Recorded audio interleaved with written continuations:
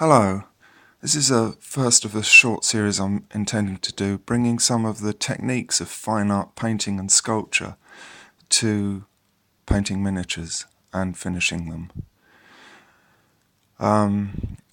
Painting and sculpture have been my main career, so I just think that it could help you get some better results and also probably save some money as well. And the first of these is paintbrush care.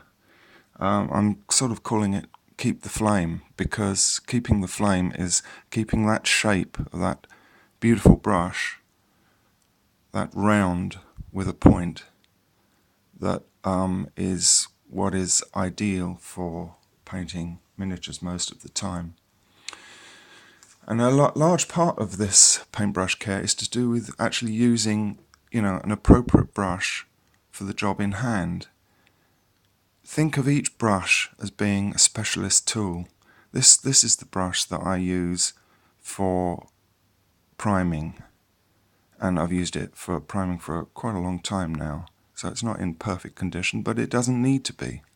It's a flat, that's the shape of the brush, it's like a chisel shape, and I use it just for priming, nothing else.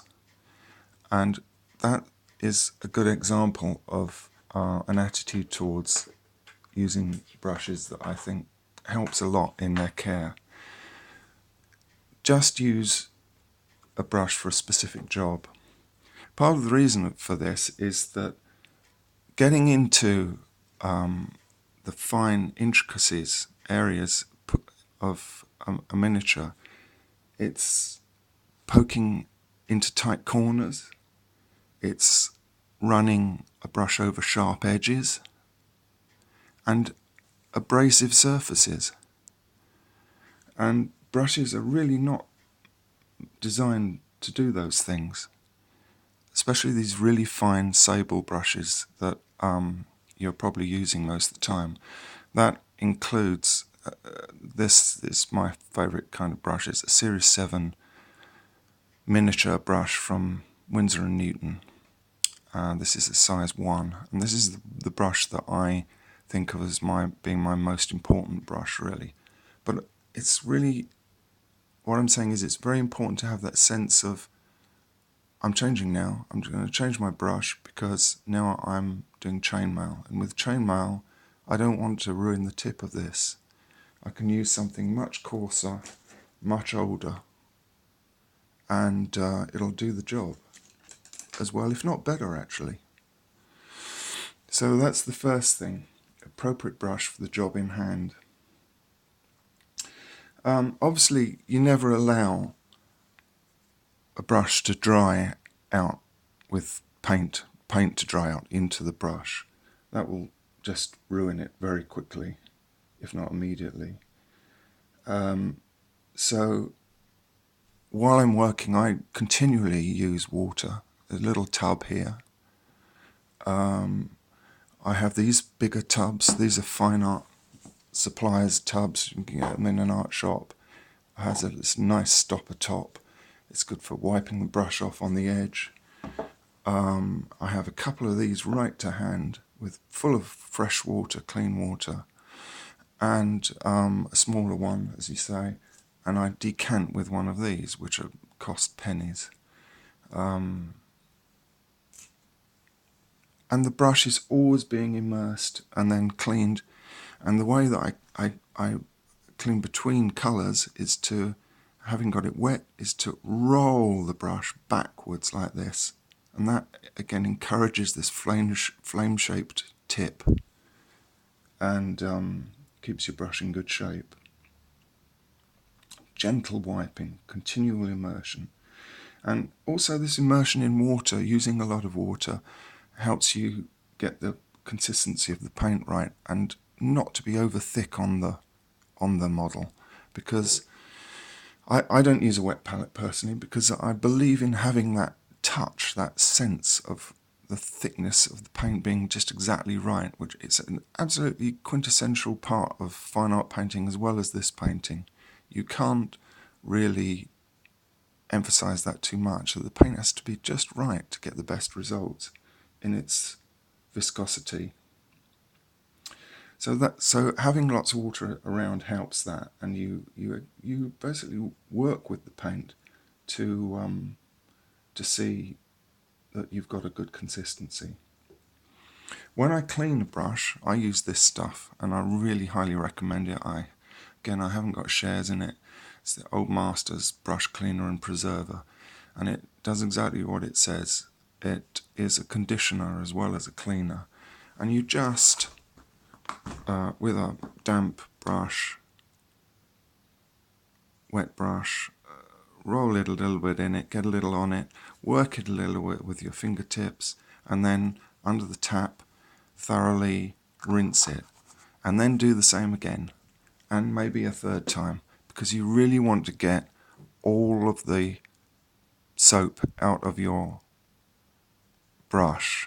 You don't want to introduce soap molecules to your paint layers, as the Tate Gallery technical department will have it. Soap molecules in paint layers lift the layers apart and destroy. So, obviously you're not doing a painting that you're considering to last several hundred years, as I do, to go on the wall, but you don't want to find that your painting's falling apart within a few weeks, which is possible if you don't clean properly. This is just, one of those habits that once you've instilled it, it's really easy to keep up. So thoroughly rinse. And then again, this twirling, see how I'm rolling it between my finger and thumb, and moving the brush back to take that water off. Also, when you're cleaning initially, if you're leaving any traces of paint behind like this, then there's still paint in the brush. One dip and a wipe is not enough to get the paint out of the brush. Now, drying brushes is really important.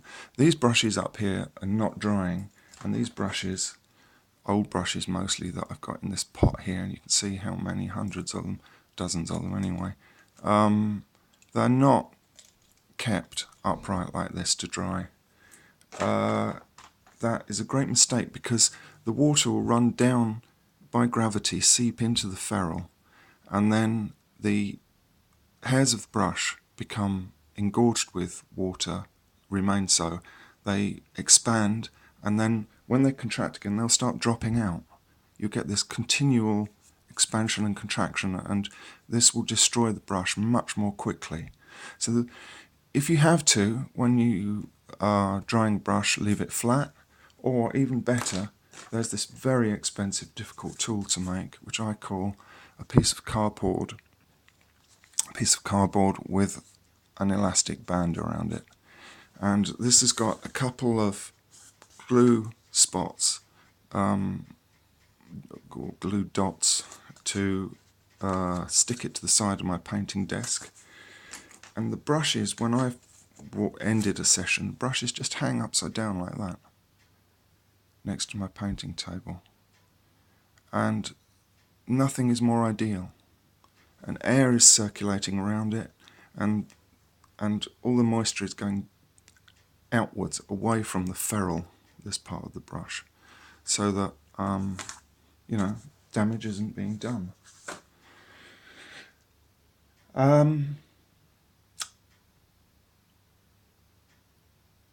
Avoid poking, stabbing, or stippling as far as you can. That's this sort of action, especially with a fine brush. Again, if you have to do it, use an old brush.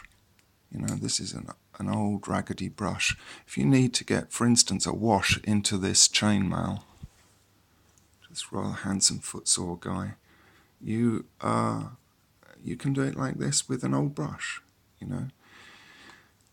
Doing it with your fine brush that you will be picking out the details of his face or fingers with is just, destructive.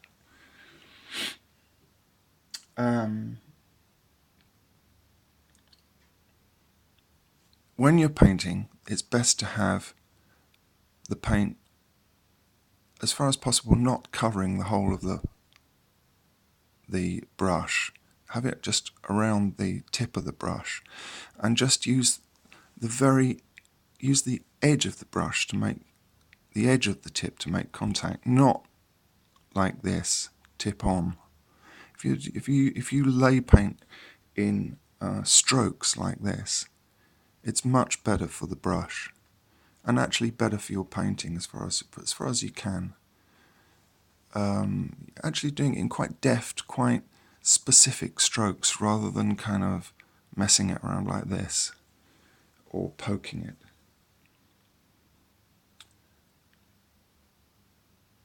Load and wipe, and load and wipe. Rolling the brush. That's, if this were wet paint, and constantly just doing this, and it just helps to keep the brush sharp and keep that flame. Avoid using any brushes that are any good at all for mixing, because mixing around colours is just going to destroy a good brush. Again, you can do it with an old brush, do it with a lolly stick, popsicle stick in the States, these kind of coffee stirrers, anything, but certainly don't use your best brushes to do it, because it will shorten the life. And these brushes, these Series 7 miniature Winsor & Newton brushes, are about, here at the moment, are about £8-9, I think. So, you could make this last for years rather than months, and it be in the best condition for working. Another point is to look after the paint itself. Try not to use it when it's already partly dried out. Use it thinned, and use it fresh. And if it's not fresh, if it's starting to get a bit kind of like cream that's setting, discard it and get yourself a little fresh paint out of the pot to start again. One thing is that paint in pots, these pots, it tends to collect around the tops. And if you're laying that down onto your surface like that, it will, that thickened paint that has accrued around the top will make your main pool of paint dry out more quickly. So it's best to avoid that. And it's best to put the paint back as far as possible clean. I should really clean this cap out and upright without shaking, so that there isn't a lot of paint around the top. It's just, care. It's best to replenish paints if they're drying out. These little guys, they often tend to dry out, and I find, because I tend to use the tops opened and take from this reservoir with these sort, and it's best to add some water and replenish that and keep them in as fresh state as possible. And then if they do get a bit dry, actually it usually pays to get a new pot. There's nothing better than fresh paint. Painting is really the art of touch, so it's all to do with sensitivity. And these good habits of looking after the brush really will help you. You just, decide, I'm going to look after this brush now, and I'm going to dry them out properly, I'm going to clean them properly, I'm going to use water, all the things that I've run through, and you will find an improvement. And after a little while, it just becomes a habit, and it's part of the sort of ritual and routine that you actually enjoy doing, and you get better results. And I hope this helps. And thanks for watching, thanks for subscribing if you will, and hope to see you next time with some other ideas from the world of fine art painting and sculpture.